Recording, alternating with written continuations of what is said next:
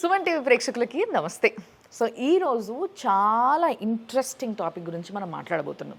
Yes, ఇప్పుడు మామూలుగా మనకి ఎప్పుడైనా ఒక కొత్త ఇల్లు తీసుకోవాలన్నా, ఒక ఇల్లు కట్టుకోవాలన్నా, లేకపోతే ఒక ఇల్లు షిఫ్ట్ అవ్వాలన్నా కానీ మనం వాస్తు చూయించుకుంటాం. అప్పుడు ఏం చేస్తాం? వాస్తు పండితుల్ని పిలుచుకుంటాం, అవునా? అదే ఒకవేళ మీ జాతకం చూయించుకోవాలంటే ఆస్ట్రాలజర్ని పిలుచుకుంటాం. న్యూమరాలజీ ఇట్లా చాలా చాలా రకరకాలుగా, ఒకవేళ పూజలు చేయించుకోవాలి, లేకపోతే పేర్లు మాయించుకోవాలి, లేకపోతే ఎవరికైనా ఇంట్లో ఆరోగ్యం బాగాలేదు, వాళ్ళకి ఏం చేస్తే బాగుంటుంది, ఏ పూజ చేస్తే అంటే వీటన్నిటిలో కూడా చెయ్యి తిరిగిన వ్యక్తిని నేను ఈరోజు పరిచయం చేయబోతున్నా. ఆయనే గీతా సురేంద్ర శర్మ గారు. ఈయన MA in astrology and also in vastu, అంతేకాకుండా న్యూమరాలజీ, వీటితో పాటు వారాహి ఉపాసకులు ఆయన. సో ఆయన్ని ఈరోజు మనము మన దగ్గరికి ఎందుకు తీసుకొచ్చామంటే, ముఖ్యంగా ఒక ఫ్లాట్ చూడంగానే మనం ఏమనుకుంటాము, ఈస్ట్ ఫేసింగ్ అయితే ఎవరికైనా బాగానే ఉంటుంది. కానీ నిజానికి ఈస్ట్ ఫేసింగ్ ఉంటే సరిపోద్దా?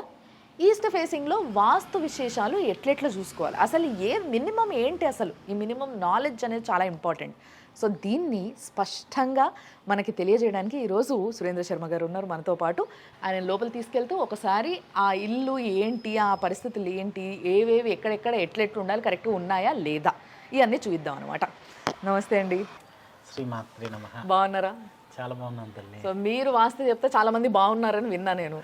సో దానివల్ల ఈరోజు అసలు మినిమం వాస్తు నాలెడ్జ్ అనేది ఒకటి ఉండాలి ప్రతి ఒక్కరికి అనే ఒక ఉద్దేశంతో మా ప్రేక్షకులందరి కోసము మీరు చెప్పే ఈ వాస్తులో ఏవైతే మెలకువలు ఉంటాయో కొన్ని నేర్చుకుందామని ఒక ప్రయత్నంలో మిమ్మల్ని వాళ్ళ ఇక్కడ పిలవడం జరిగింది. సో ఇప్పుడు మీరు చెప్పండి శర్మ గారు, ఇది ఈస్ట్ ఫేసింగ్, రైట్?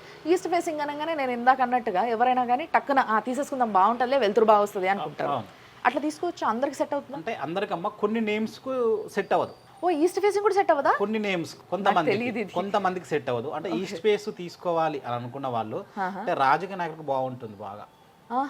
అంటే మనం పలుకుబడి కావాలి, ఇప్పుడు వ్యాపారం చేయాలి, ఇలాంటి వాళ్ళకు ఈస్ట్ ఫేస్ అంటే నలుగురిలో పేరు ఉండాలి. ఇప్పుడు మీరు యాంకర్ గా పేరు ఉండాలి. సో నేను ఇప్పుడు ఇది అంటే నేను పలానే దానికి పోటీ చేస్తున్నాను అంటే దానిలో యూనియన్స్ అలాంటివి ఉంటాయి కదా జాబ్లలో, అంటే మంచి జాబ్ రావడానికి, గవర్నమెంట్ జాబ్ రావాలని, లేకపోతే జాబ్ లో మంచి ప్రమోషన్స్ రావాలని, ఇలాంటి వాళ్ళకు 100% ఈస్ట్ ఫేస్ బాగుంటుంది. ఓకే, సో ఇప్పుడు ఫస్ట్ గడప దగ్గర నుంచి మొదలు పెడదాము. తప్పకుండా. నాకు తెలిసిన మినిమం వాస్తుని నేను మీ పైన రుద్దడానికి ప్రయత్నిస్తుంటా అప్పుడప్పుడు, మీరు ఏమనుకోకుండా అది కరెక్టా కాదా చెప్పండి, నా డౌట్లు అనమాట అవన్నీ బేసిక్ గా. సరే. సో ఇప్పుడు యాక్చువల్ గా ఇది నార్త్ ఈస్ట్ కార్నర్ అంటారు కదా, ఈ నార్త్ ఈస్ట్ కార్నర్ లో చాలా మంది చెట్లు పెట్టుకుంటారు, ఇట్లా బాల్కనీ వస్తాయి, పెట్టుకోవచ్చా? ఈ సైడ్ అంతా చెట్లు బరువు. అమ్మ స్టార్టింగ్ ఎంట్రీ అవుతున్నప్పుడు అంటే ఇదంతా మన ప్లేసే, ఓన్లీ మనకు అంటే ఇటువైపు బరువు పెట్టుకోవద్దు, ఇటువైపు బరువు పెట్టుకోవాలి, అట్లా పర్టికులర్ గా చూసుకోవద్దు. ఓకే, మామూలుగా వాస్ ఎలా ఉంది. ఇప్పుడు చెప్పులు పెట్టారు మీరు ఇక్కడ, అంటే చెప్పులు గుమ్మానికి ఆనుకోవద్దు. ఓకే, ఇప్పుడు మనం గుమ్మాన్ని ఏమంటాము, లక్ష్మీదేవిగా పూజ. అవును, లక్ష్మీదేవి దగ్గర చెప్పులు పెడితే అవును దూరం పెట్టుకోవాలి. ఇంకోటి అమ్మ ముగ్గేస్తూ ఉంటారు. అవును, ఇప్పుడు ముగ్గు మీరు ఎలా వేసారు, చాక్ పీస్తో వేసారు. చాక్ పీస్తో వేయద్దు. ఎప్పుడైనా ముగ్గు వేసేటప్పుడు మనం కొంచెం ముగ్గు వేసుకున్నా మనం ముగ్గుతో వేయాలి. అంటే మనం బియ్య పిండి కానీ లేకపోతే రాయి ముగ్గుతో కానీ వేస్తారు అనమాట, అట్లా వేసుకోవాలి. సో చాలా మంది చాక్ పీస్లతో గీకేస్తే సింపుల్ గా అయిపోతుంది అని గీకేస్తూ ఉంటారు, కానీ అట్లా వేసుకోవడానికి కుదరదు అంటున్నారు. ఓకే, ఇంకోటమ్మా ఇప్పుడు మరి గుమ్మం ఇట్లా ఇప్పుడు మీరు ఏం చేశారంటే మీరు ఇట్లా ముగ్గులు వేయించారు, అందరు పెయింట్లు వేసుకుంటారు. మీరు ఎప్పుడైనా పెయింట్లు వేయించకూడదు. ఓకే, వీలుని బట్టి మీరు ఈ శుక్రవారం కూడా నెక్స్ట్ శుక్రవారం చేసుకోండి, కానీ మీరు monthly 1 or 2 times 3 times minimum అట్లా మీ వీలుని బట్టి. ఇది ముగ్గులు వేయకుండా మీరు ఓన్ గా ముగ్గులు వేస్తే అమ్మవారిని మీరు పిలిచిన వాళ్ళు అవుతారు. దాన్ని మామూలుగా పెయింట్లు వేయకుండా అట్లే ఉంచేసి అట్లీస్ట్ ఇటో 4 గీతలు వేసేసుకుంటే ప్రతిరోజు 2 బొట్లు పెట్టేసి అది చాలా మంచిది అని చెప్తున్నా. అలా కాకుండా శుక్రవారం పెట్టినా బాగుంటుంది, ప్రతి శుక్రవారం. ఇంకొకటి అమ్మ ముగ్గులు వేసేటప్పుడు శంకు, అంటే కొంతమంది ఇళ్లలో చూసాను శంకు చక్రాలు అమ్మవారిని ఇలాంటివి వేస్తూ ఉంటారు. అంటే ఇప్పుడు మనము శంకు చక్రాలు అంటే ఎవరికి రూపము, శ్రీవారికి రూపం. అవును, అంటే మనం వచ్చిపోతూ ఉంటాం, తొక్కుతూ ఉంటారు ఇంకా. సో అది మనకు పాపం కదా, దేవుళ్ళనే వేసేస్తుంటారు డైరెక్ట్ గా. సో అలా వేయకుంటుంటే బాగుంటుంది అని ముగ్గులానే వేయాలి. ఎస్ అంతే. నేను పెద్ద పెద్ద ఇల్లులు కట్టుకున్న వాళ్ళని కూడా చూసిన, అట్లా పెద్ద తులుసుకోట కరెక్ట్గా ఇట్లా గుమ్మానికి ఎదురుగా పెట్టుకుంటారు. అట్లా పెట్టుకోవచ్చా? అంటే గుమ్మానికి ఎదురుగా కాదు, కొంచెం పక్కకని పెట్టుకోవాలి. మీరు ఎలా పెట్టుకున్నారు అలానే. ఓకే, తులసి రూపం ఎవరంటే లక్ష్మీదేవి స్వరూపంగా పిలుస్తాం, అది అందరికి తెలిసిన విషయం. అంటే ప్రతి మంగళవారం కానీ మనకి ఇప్పుడు శుక్రవారం కానీ అక్కడ అంటే కొంచెం నైవేద్యం ఏదైనా, అంటే కొంచెం పాయసం వండి పెట్టడము, లేదంటే ఒక ఫ్రూట్ పెట్టడము, ఇట్లా చేస్తూ ఉండాలి. ఇంకొకటి ఏంటంటే అంటే బాగా కొంతమంది అప్పులు బాగా ఉంటాయి కొంతమందికి. అంటే అప్పులనే కాదు, పీకల్లోతు ఏదైనా ప్రాబ్లమ్స్ ఉంటారు. ఓకే. అంటే ఇలాంటి వాళ్ళు అంటే మంగళవారం మీరు అంటే మంగళవారం 3 to 4:30 రాహుకాలం ఉంటుందమ్మా. ఇది ఎవరైనా చేసుకోవచ్చు. అవును, అది బేసిక్ గా ఫిక్స్డ్ రాహుకాలం అన్నట్టు. చాలా మంది నిమ్మకాయ దీపాలు పెడుతుంటారు అమ్మవారి గుళ్ళల్లో. సో అక్కడ కూడా మనం గుడికి వెళ్ళనవసరమే లేదు. తులసి అమ్మవారి దగ్గర మనము ఒక 5 దీపాలు 11 దీపాలు అంటే నిమ్మకాయ దీపాలు నిమ్మకాయ దీపాలు మంగళచండి పారాయణం అని ఉంటుంది. ఓకే. మీరు నెట్లో కొట్టిన దొరుకుతుందమ్మా. ఈ ప్రాబ్లం నుంచి మేము బయటపడాలి అమ్మవారు అనుకొని. మరి ఈ రోజుల్లో అందరూ జాబులు చేసుకునే వాళ్ళు, ఆ మధ్యాహ్నం 3-4 సమయం అనేది అసలు చాలా కష్టం వాళ్ళకి. అది ఎటుగాని సమయం. ఆఫీస్లో అప్పుడే లంచ్ అయిపోయి మళ్ళీ పనికి ఎక్కుతూ ఉంటారు. శుక్రవారం అయితే 10:30 to 12 వరకు ఉంటుంది. సోమవారం పెట్టండి. ఓకే. అంటే ఒకటమ్మా, ఇప్పుడు మన ప్రాబ్లం ఉంటే మనకి ఏదైనా అయిందనుకోండి, మనం ఏం చేస్తాము, ఆ టైంకి హాస్పిటల్ డాక్టర్ అంటే వెళ్తారు కదా, అప్పుడు మనం రాను నాకు డ్యూటీ ఉందని చెప్పరు కదా. అవును. అలాగే మీకు ఏదైనా ప్రాబ్లం నుంచి బయటపడాలి అని అనుకున్న వాళ్ళు ఎవరైనా సరే మంగళచండి పారాయణం చేస్తూ ప్రతి మంగళవారము 3 to 4:30 మధ్యలో రాహుకాలంలో పెడితే చాలా మంచిది. అలా వీలు పడని ఎడల అంటే మీరు సండే రోజు ఖాళీ ఉంటారు కదా, సండే రోజు అయినా కూడా 4:30 నుంచి 6 వరకు ఉంటుంది రాహుకాలం. సోమవారం అయితే 7:30 నుంచి 9 వరకు ఉంటుంది. ఎక్కువ ఉపయోగం ఏంటంటే మంగళవారం పెడితే మనకున్న దోషాలన్నీ సకల దోషాలు వెళ్ళిపోతాయి. ఈ ప్రాబ్లం నుంచి నేను బయటపడాలి అని అనుకున్న వాళ్ళకు అసలు ఎంత పెద్ద ప్రాబ్లం అయినా అద్భుతంగా పనిచేస్తుంది రెమెడీ. 100% తులసి అమ్మవారి దగ్గర ఆ రెమెడీ చేసుకుంటే మంచిగా ఉంటుంది. ఒకటమ్మా, ఇప్పుడు తులసి అమ్మవారి దగ్గర మనం లక్ష్మీదేవిగా స్వల్పంగా భావిస్తాం కాబట్టి పక్కన చెప్పులు పెట్టడము, అక్కడ ఏదైనా పెట్టకూడదు వస్తువులు పెట్టడము, బరువు పెట్టడము, అమ్మవారికి తాకిచ్చినట్టు పెట్టకూడదు. ఓకే. అమ్మవారు మనకి ఎంత పెరుగుతుంటే ఇప్పుడు మనం ఏం చేస్తాము, భర్తనే మనం దైవంగా భావిస్తాం. తులసి అంటేనే ఆ విధంగా కదా. అట్లా మళ్ళీ ఇంకోటి ఏంటంటే కొంతమంది ఇళ్ళలో చూశానమ్మా, అంటే మెడలో లేకుండా లేకుండా అట్లా తిరుగుతూ అలా చేసినా కూడా పాపమే. ఓకే. అలాగా ఏ చేసినా కూడా మనకు మొదటి నుంచి శాస్త్రాలు ఎలా చెప్తున్నాయో మనం చేసిన ఒక 5 minutes 10 minutes అయినా కూడా మంచిగా చేస్తే బాగుంటుంది. తెలియని వాళ్ళు ఎవరైనా ఉంటే మాత్రం ఇలాంటివి పాటించండి. మీకు ఏమైనా కష్టాలు లేకపోతే ఏదైనా తీరని కోరికలు ఉంటే వీటితో పూర్తయిపోతాయి అన్నమాట. సో మనం లోపలికి వెళ్దాం. శ్రీమాత్రే నమః. సో ఈ హాల్ చూసి ఒకసారి ఫస్ట్ ఈ వాస్తు ఓకేనా, కరెక్ట్ అంటారా? బ్రహ్మాండంగా ఉందమ్మా. టీవీ ఉండాల్సిన చోట ఉంది, సోఫా సెట్లు కానీ ఉండాల్సిన చోట ఉన్నాయి. ఓకే, ఇంతవరకు ఓకే. సో సౌత్ వైపు టీవీ ఉంది, ఇటు నార్త్ వైపు కూర్చొని చూస్తూ ఉంటారు. సో ఇదంతా ఓకే అంటున్నారు. మరి దీని తర్వాత నెక్స్ట్ ఈ ముందుకు వస్తే కిచెన్ చూడాలి. ఫస్ట్ కిచెన్ చూడాలంటారా? ఈ డైనింగ్ హాల్ దీంతో సంబంధం లేదంటారా? అంటే మన వీలు బట్టి ఇప్పుడు మీది పెద్దగా ఉంది, కొంతమంది చిన్నగా ఉంటుంది.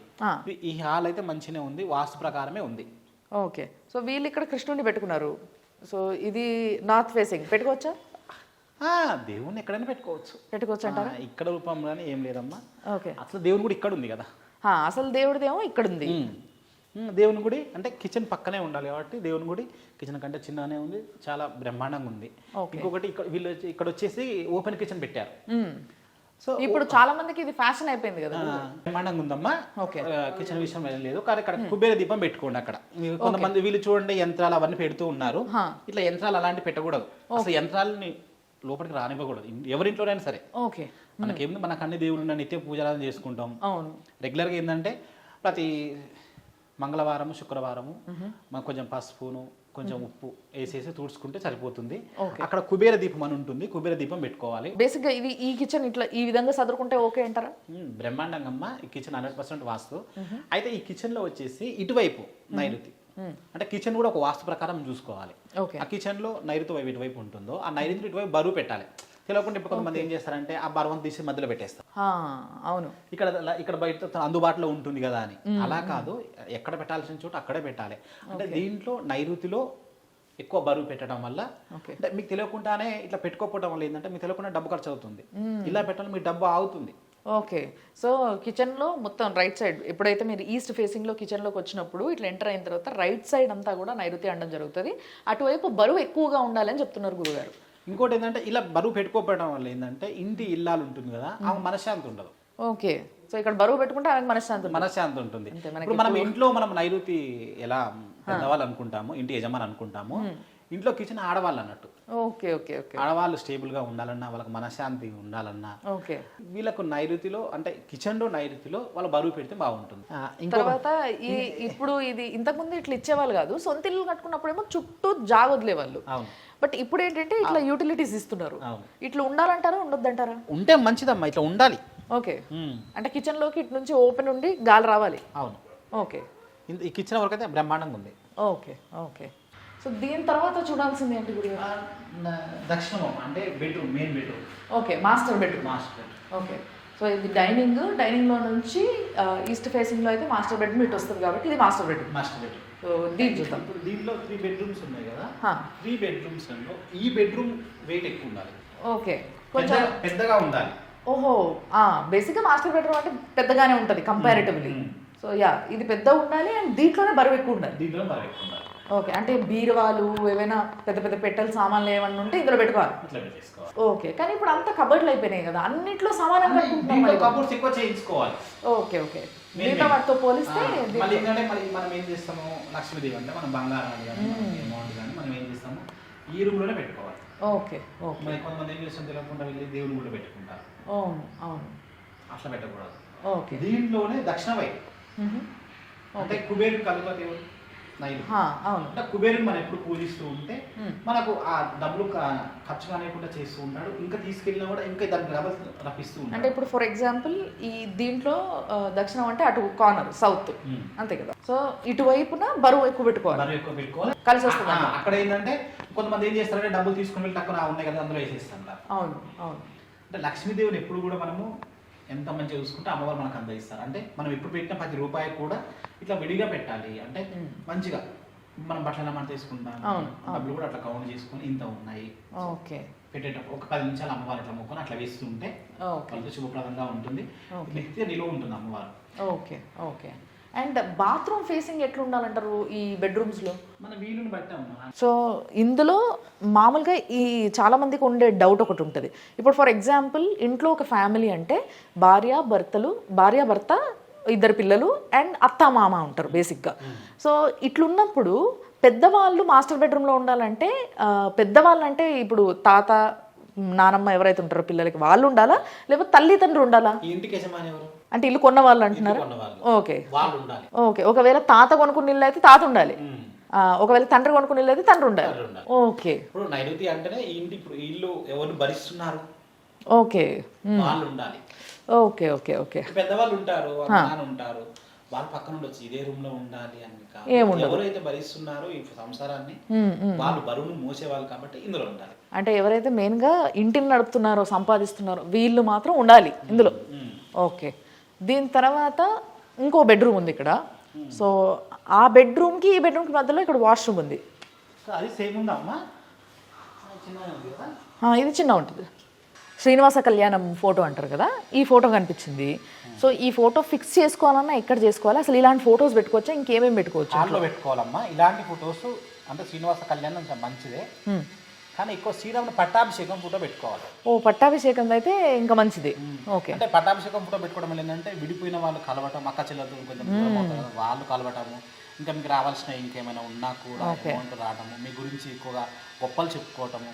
ఓకే. ఇలాంటి పట్టాభిషేకం అంటే చాలా మంచిది అన్నట్టు. ఆ ఫోటో పెట్టుకున్న వాళ్ళు నేను కొంతమందికి చెప్పాను, పెట్టుకున్న వాళ్ళు విడిపోయిన వాళ్ళు కలిశారు. కొంతమంది తెలిసిన వాళ్ళకి ఏం చేస్తారంటే బెడ్రూమ్ లో కూడా దీపారాధన చేస్తుంటారు. అయ్యో చూశాను. అంటే అది తెలియక. అలాంటి దాంట్లో అట్లా చేయకూడదు. మనకి ఏదైనా ఒకవేళ ఇప్పుడు మీకు దేవుని గుడి ఉంది కాబట్టి పెట్టారు, అలా లేకపోతే చక్కతో చేయించుకొని పెట్టుకోండి టెంపుల్ లాగా. అది ఎక్కడ మనం ఆజ్ఞాన పెట్టుకునే లేదు, మీకు ఉంటే ఈశాన్యంలో పెట్టుకునే లేదు, పెట్టుకొని మీరు చూసేటప్పుడు తూర్పు వైపు చూస్తే బాగుంటుంది, లేదా ఉత్తరం వైపు చూసినా బాగుంటుంది. Okay okay. ఈ ఇంటికైతే సో ఇటు ఒక బాల్కనీ వచ్చింది, బ్రహ్మాండంగా ఉందమ్మా, అంతా బాగుంది. ఈ ఇల్లు అంతా 100% పర్ఫెక్ట్. అవునా? ఓకే. సో బేసిక్గా మీరు ఎప్పుడైనా ఇంట్లో ముఖ్యంగా చూసుకోవాల్సినవి, అంటే నాకు ఇప్పుడు శర్మ గారు చెప్పిన తర్వాత అర్థమైంది ఏంటి అంటే, ముఖ్యంగా మీరు ఇంట్లో చూసుకోవాల్సినవి ఫస్ట్ ఎంట్రన్స్ దగ్గర, తర్వాత కిచెన్, తర్వాత దేవుడి రూము, తర్వాత మాస్టర్ బెడ్రూమ్. ఇవి చాలా చాలా ఇంపార్టెంట్, మెయిన్గా చూడాల్సినవి ఇవి. ఎందుకంటే ఎక్కువగా మనం వాడేవి కాబట్టి ఈ 3 ప్లేసెస్ కూడా. సో వీటిని చూసుకోవాలి, వీటిలో వాస్తుని చూయించుకుంటే. అండ్ వాస్తుతో పాటు మీ ఇంట్లో ఇప్పుడు ఎవరైతే యజమానులు ఉంటారో వాళ్ళ వైఫ్, భార్య, పిల్లలు, సో వీళ్ళకి ఆస్ట్రాలజీ అంటే మనకి మీ జాతకం ఎట్లుంది, అండ్ మీ పేరేంటి, మీ పేరుకి తగ్గట్టుగా మీ వాస్తు ఉందా లేదా, అంతేకాకుండా మీ న్యూమరాలజీ అంటే బేసిక్గా బర్త్డే డేట్ పైన న్యూమరాలజీ చూస్తారు. సో ఇది ఎట్లుంది, సో వీటన్నిటినీ కలిపి ఒక్కళ్ళ దగ్గర చూయించుకునే ఏకైక ఛాన్స్ కొట్టేయాలి అని అంటే మీరు గీతా సురేంద్ర శర్మ గారు మాత్రమే ఈ పని చేయగలుగుతారు. సో మీరు కూడా ఒకవేళ ఇదే విధంగా వాస్తు చూయించుకోవాలి, మీకు తగ్గట్టుగా మీ ఇల్లు ఉంటే మీకు ఇంకా కలిసి వస్తుంది, మీరు రేపు ఇంకా ఎదగాలి అన్న ఆలోచన ఉన్నవాళ్ళు తప్పకుండా ఆయనకు మీరు కాంటాక్ట్ అవ్వచ్చు. సో ఏ విధంగా అనంటే కింద మీకు స్క్రీన్ పైన ఆయనకు సంబంధించిన నంబర్లు కనిపిస్తూ ఉంటాయి. సో అదే నెంబర్కి కాల్ చేయొచ్చు, ఆయన మాట్లాడతారు. తర్వాత అపాయింట్మెంట్ తీసుకొని మీరు వెళ్ళి కూర్చొని మీకు కావాల్సిన డౌట్స్ అన్నీ క్లారిఫై చేసుకోవచ్చు. అది సంగతి. చూస్తూనే ఉండండి సుమన్ టీవీ.